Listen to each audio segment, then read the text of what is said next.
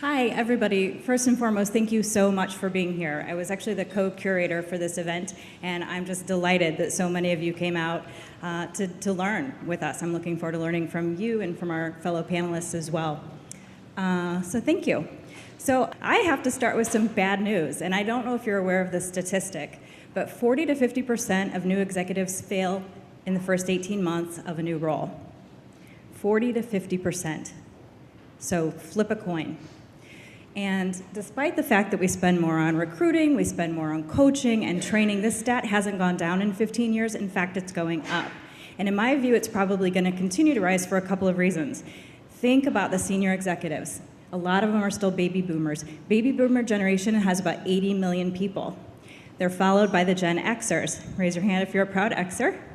There we go. We are 50 million, so we're roughly half the size of the baby boomer population, which means there aren't enough of us to fill the roles that the baby boomers are leaving behind as they retire. So we are being brought up through the talent funnel very, very quickly, and we're bringing the millennials with us. So we're taking bigger roles earlier in our careers with less relative maturity, fewer cycles of learning, less experience. So to me, the risk of failure goes up, not down. And because of this is probably why, according to McKinsey, 76% of executives feel unprepared for their new role. Not underprepared, unprepared. So here's the cost. People smarter than me have figured out that the cost of a field executive appointment is about 2 times their annual salary.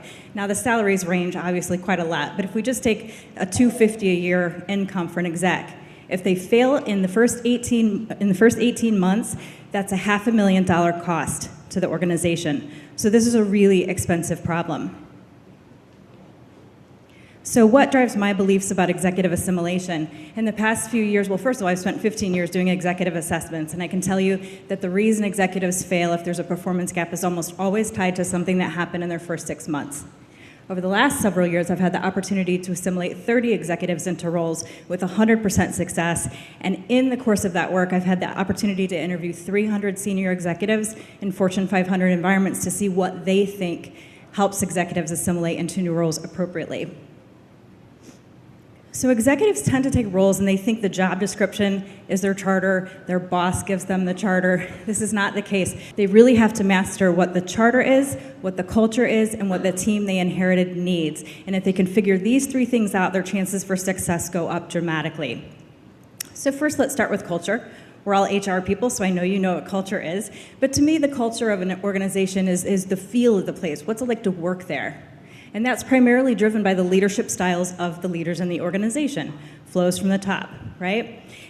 Often what happens is an executive goes into a new role and they assume that the style or the culture that they came from will fit in the new culture, and they're often wrong. So all of these are on a continuum, right? And this is not an exhaustive list. But if you think about somebody that came from a very aggressive culture, and then they come into a more cooperative or polite culture, maybe they were ruthlessly competitive in their last role and that really worked for them, and then they come into an organization that values cooperation.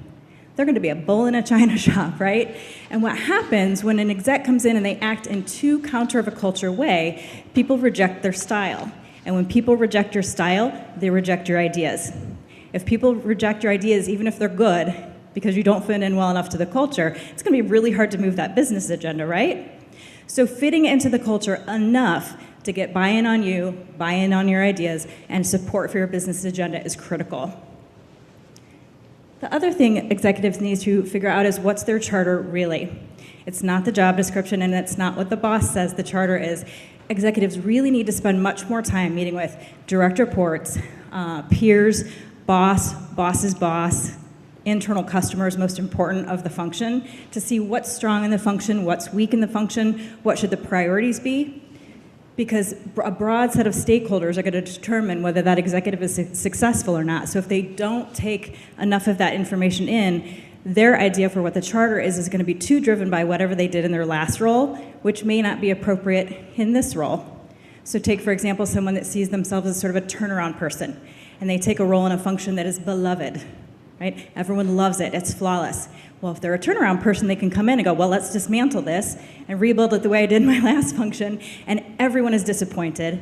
They create nothing but noise and chaos for no real good reason. So making sure you understand how much change is expected, the direction that change should head, and how fast that change needs to occur is really critical.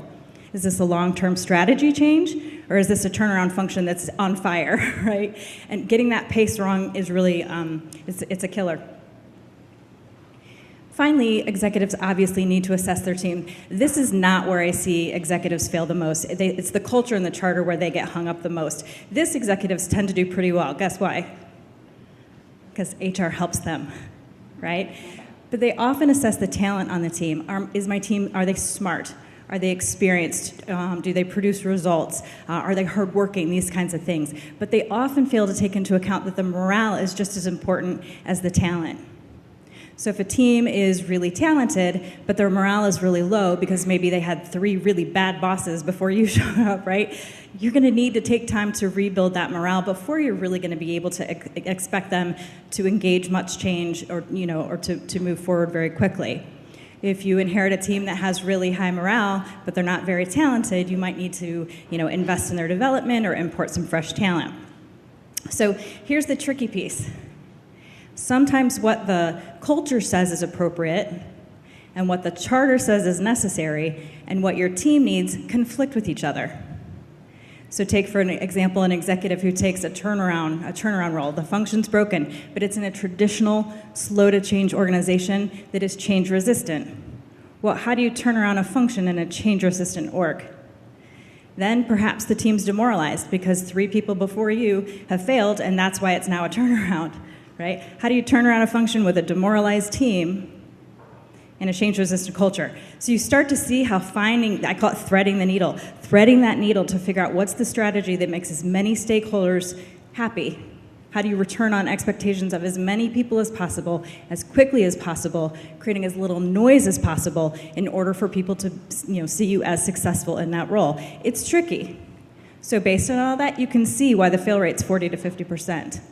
So as you support executives, as they're taking new roles, as we work to really drive down this fail rate that is too expensive to sustain and isn't on its own resolving itself, help your executives understand how much of this analysis needs to happen so that they create the strategy that leads to success. Thank you.